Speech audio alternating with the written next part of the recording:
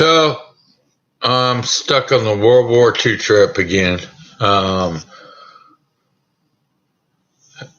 and nothing making sense. Um, you know, going through just the life of Hitler and who he was. Let's get one thing clear. Nobody is born that crazy. Nobody is naturally that way. You know what I'm saying? That's a fact.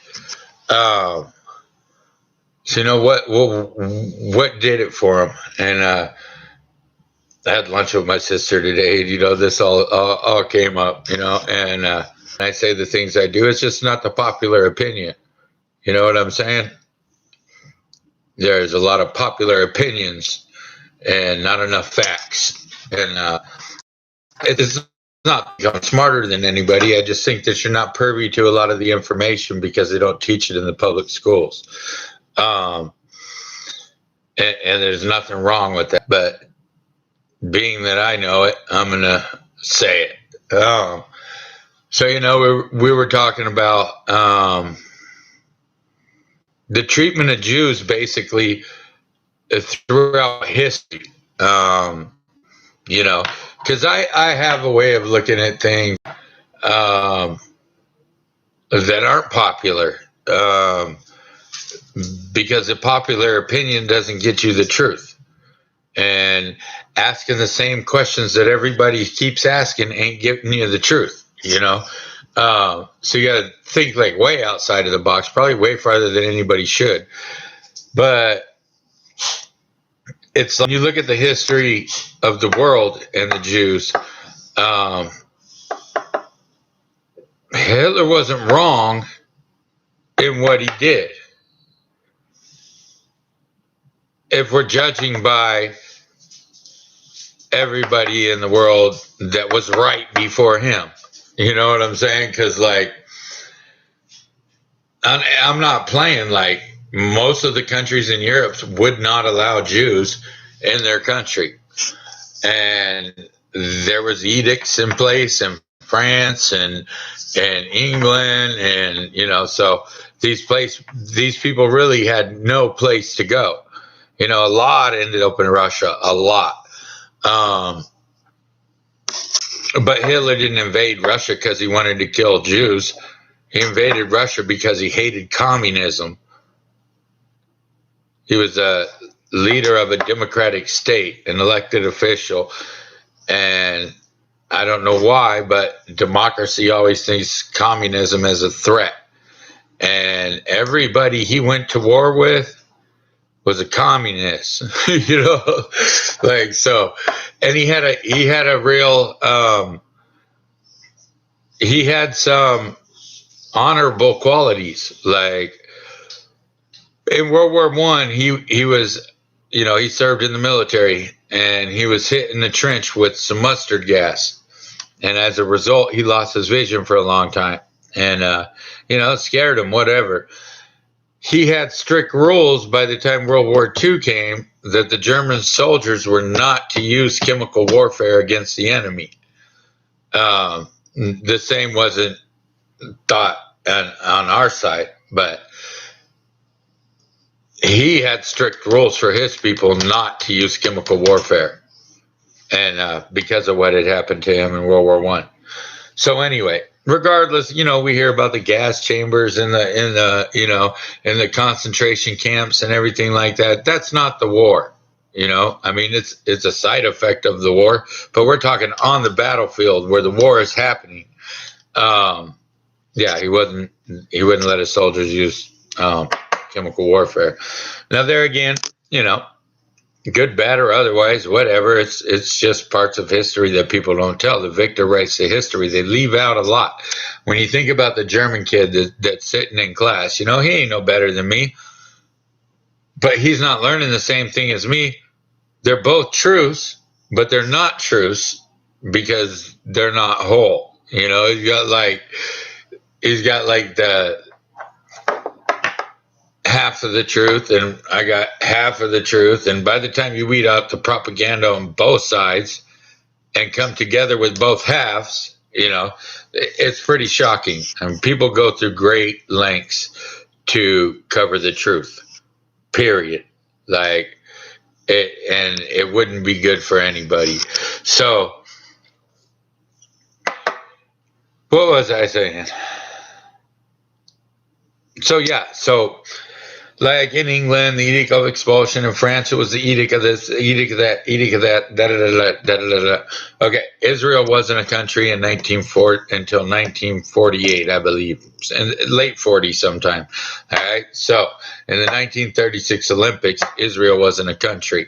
So let's get that straight. No bum can walk off the street and say, "Hey, I'm Jewish and I want to compete in the Olympics." No, you have to represent a country to compete in the Olympics and whatever. I mean, I don't care. Let's get it straight again, too. Blacks were not vilified, demeaned, or segregated like they were in England and Union in America. So he wasn't racist against blacks. After Jesse Owens won, he tried to shake Jesse Owens' hand, blah, blah, blah, blah. But on the other hand, the FDR, the black power president, whatever, or I should say the king, the 4-term president, king, Democrat. Anyways, he refused to even acknowledge Jesse Owens' victory, period. Now, FDR gets a lot of credit for black people, but it was mostly Eleanor that was working in that. But FDR was really a chicken shit. Everything for black people that he claimed to do or to not do, he really did nothing. He was so scared because at the time you had Southern Democrats and you had Democrats. And if you were going to piss off the Southern Democrats, you were going to lose half your base. You know what I'm saying? So he had to satisfy the Southern Democrats at the same time as the other Democrats, and really nothing happened as far as civil rights go and all that. But there was a huge exodus of black people leaving the Republican Party and going to the Democrat Party during that time, probably because of Eleanor Roosevelt's work. But anyways, she wasn't the president. Anyway, so yeah, it's absolutely crazy. Like, I don't understand where these people are supposed to live, and I don't think this is a hard concept to understand, because it's a question that nobody's been able to answer. But when you have edicts in place and you don't allow Jews and you don't allow Jews and you don't allow Jews and you don't allow Jews and you don't allow Jews and you don't allow Jews, where are the Jews supposed to go? There's no country for the Jews. Anyways, so a lot of them ended up in Russia. Probably a big reason why they threw walls up and became communism. The reason why they're communism ain't to hurt us. You know what I'm saying? It's like, it's for their sovereignty. It's for whatever they have to do to keep their government afloat and keep your people fed. Keep disease out or protect the Jews, possibly. You know what I'm saying? Like, if you fucking let the Jews out of fucking Russia, then they're going to get slaughtered.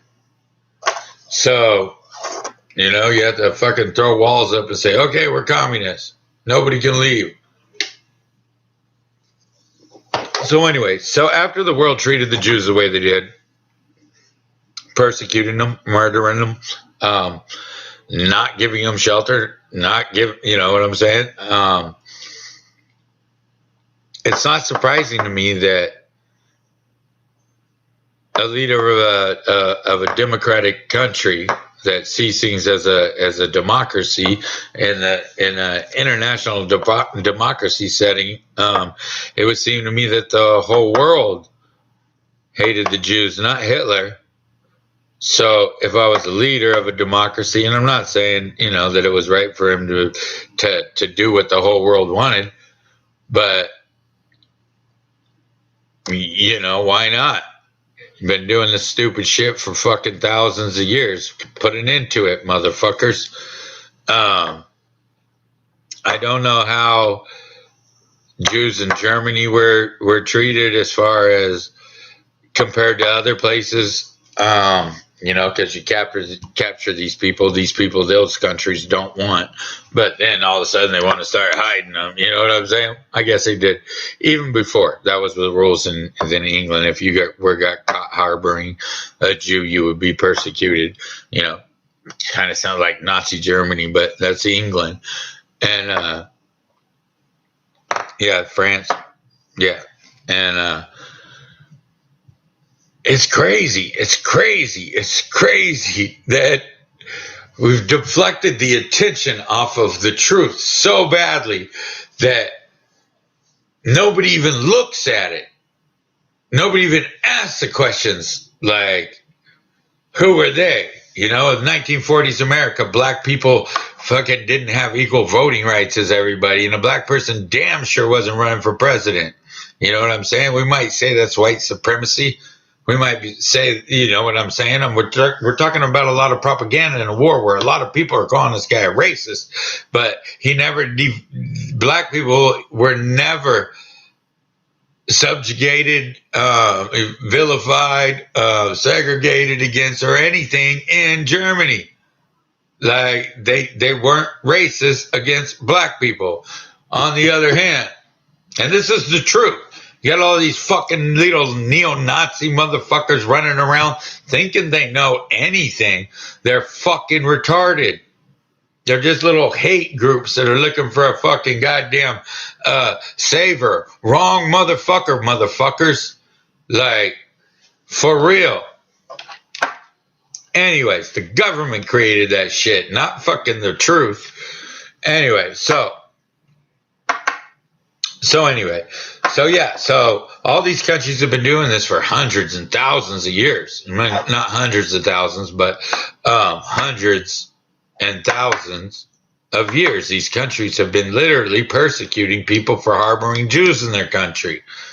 I mean, it's no different than what Hitler did when he persecuted the people, and you know what I'm saying? And he's the villain. Like, he thought of that all by himself. Anyways, so, you know, they tried to deport the Jews to Palestine. Palestine didn't want them. Hitler's allies were all non-white. You know what I'm saying? Al-Husseini had his own sect of the SS and ordered the extermination of the Jews when England and Germany deported them there. But anyway, so a Palestinian had his own sect of the SS. Fucking very doubtful that a white supremacist motherfucker would give a goddamn Palestinian a fucking sect of the highest regard of the fucking Nazi army. You know what I'm saying? Fuck you. If I'm fucking a white supremacist, there ain't no fucking way no fucking Palestinian gonna be running a fucking sect of my SS. He'd be lucky if he's a fucking Nazi foot soldier. You know? These are like officers. So, yeah, that's kind of weird because he's a white supremacist. You know? So, anyway, so Spain claims not to be their ally. Spain was a Nazi ally. Spain helped the Germans escape Europe after the war, and they even moved them to South America where everybody speaks Spanish. But yeah, so it's the whole world that really was acting that way, and then somebody threw a mirror up in front of their fucking face, you know, and they can't handle the truth, so they point fingers and they say, "Oh, it's him." Everybody forgets about them. You know what I'm saying? Yeah, let's forget about fucking the way they treated them, because now this motherfucker is the most evil man that ever walked the planet. You know? But yeah, so, and I'm looking at Hitler's art, and shit, man, that shit's 1 in a million. What I'm saying is, you're going to find 1 in a million people that can fucking paint like that. Those fucking paintings are good. You know what I'm saying? Yeah, let's forget about fucking the way they treated them, because now this motherfucker is the most evil man that ever walked the planet. You know? But yeah, so, and I'm looking at Hitler's art, and shit, man, that shit's 1 in a million people that can fucking paint like that. Those fucking paintings are good. Like, and I understand when he went in and was accepted in 2007 for a lot of things. They test you at those things where you have to draw a couple things that they tell you in this allotted time, and and they want to test your skill levels and all that. So it's not just about your portfolio, but the man was a very good painter. And if anybody has any for sale, I'll buy some. You know, like for real. Um, so it was weird. So I was just I was looking into like was there any claims to him not being in because he was Jewish, or because he was a foster child, or because he didn't come from money. You know what I'm saying? I haven't really got into it a lot, but I want to see what the hype was about at the time. Not now. I want to read the newspaper that was written about it in 1940, whatever. And yeah, it just seems very, very weird. And everything you got, you fucking owe to the Nazis. Like everything, everything. So then it's like, I was looking up. I was just created the Volkswagen Beetle. But apparently he was meeting with one of the top people, you know, and he has an art history. So he had some doodlings and shit that he fucking had drawn of the Volkswagen Beetle and gave them to the guy he was meeting with. And those doodles that he drew up ended up being the design to the Volkswagen Beetle that Porsche put together.